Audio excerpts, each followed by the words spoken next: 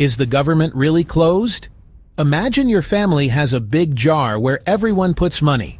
It's used to pay for the house, the car, the food, your streaming subscriptions. Visual giant piggy bank labeled government budget. Now imagine the adults can't agree how to spend it next month. One parent wants to fix the car. The other wants to save for a vacation. They argue, and because they can't agree, they decide not to spend from the jar. Except for absolute must-haves, like basic electricity. Suddenly, Wi-Fi is turned off. Takeout is canceled. Allowances are paused. That, very simplified, is what a government shutdown is. It's a temporary pause on many government functions.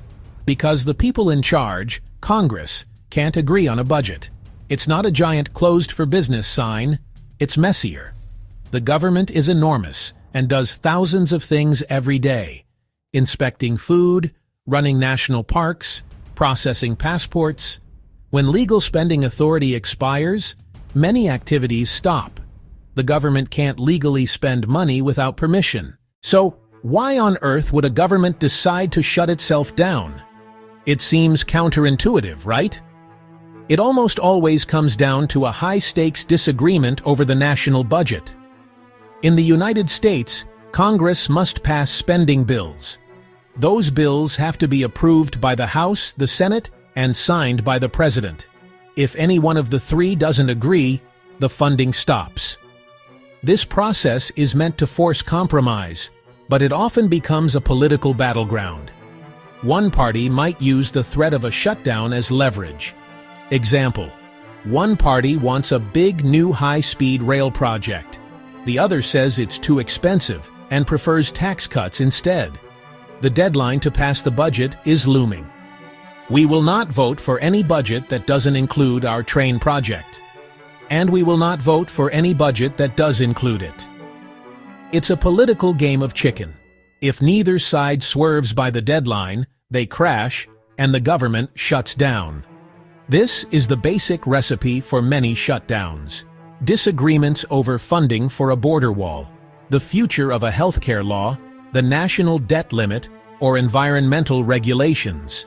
Parties hold funding hostage to win demands. It's risky. They hope the other side gets blamed, but everyone looks bad and people get hurt. It's like a group project. Half want sharks, half want volcanoes. The teacher sets a deadline. Instead of compromising, underwater volcanoes, both sides dig in. Friday comes, no decision, the group fails. The failing grade equals the shutdown. To see how this plays out in the real world, we don't have to look back very far. The U.S. federal government shutdown from December 22, 2018 to January 25, 2019 lasted 35 days, the longest in history.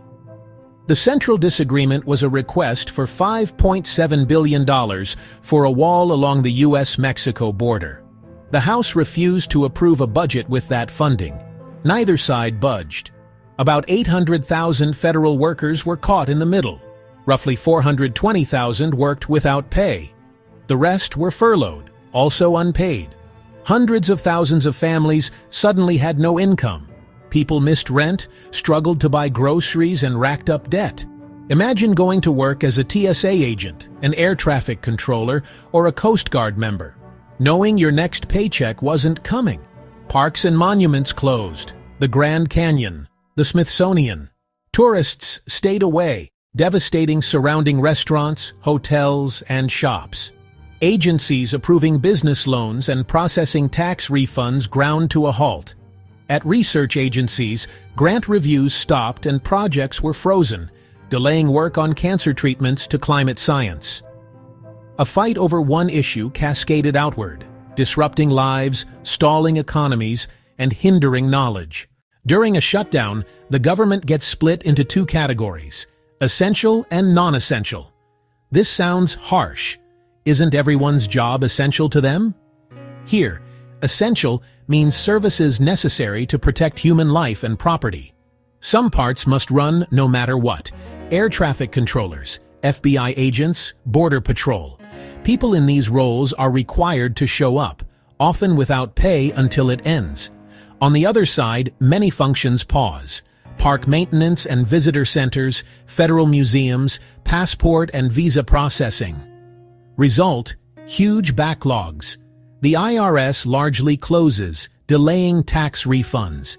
These jobs still matter to culture and the economy, but they can pause without immediate life or death impact. The result is a strange, partial country. Mail still runs, Social Security checks go out, the military continues. But federally backed mortgages may pause, and grant-funded research can freeze. Non-essential workers face no work, no pay, and anxiety. Essential workers face huge pressure. Same bills, working for an IOU. In 2018-2019, some TSA agents slept in cars to save gas. Others called in sick to take temp jobs, leading to long airport security lines. Think of government as the operating system. Most days it runs in the background. A shutdown is like a crash. Core services run in safe mode, others won't open. So, how does this all end? A government shutdown can't last forever. Eventually, political pressure becomes too much. Negative consequences pile up. Voters get angry. Services are shuttered. The economy shows damage. The party seen as responsible sees approval drop. The pain outweighs any gain. Leaders return to the table. The resolution usually comes as a compromise. Neither side gets exactly what it wanted. In 2018-2019, the impasse ended with a temporary spending bill, reopening government without the requested wall funding. A later deal included some fencing money, far less than requested. Once a continuing resolution or full-year budget passes both chambers and is signed, government officially reopens. The switch flips back on. Furloughed employees are called back and receive back pay, but stress, late fees, debt, and backlogs remain. Some economic losses, like missed tourism, never return. In the end, a shutdown is a costly, disruptive exercise in brinkmanship. It ends when the cost of holding out becomes too high, forcing a compromise that could have come weeks earlier. And like an OS reboot, the system comes back. But you may have lost time, data, and momentum along the way.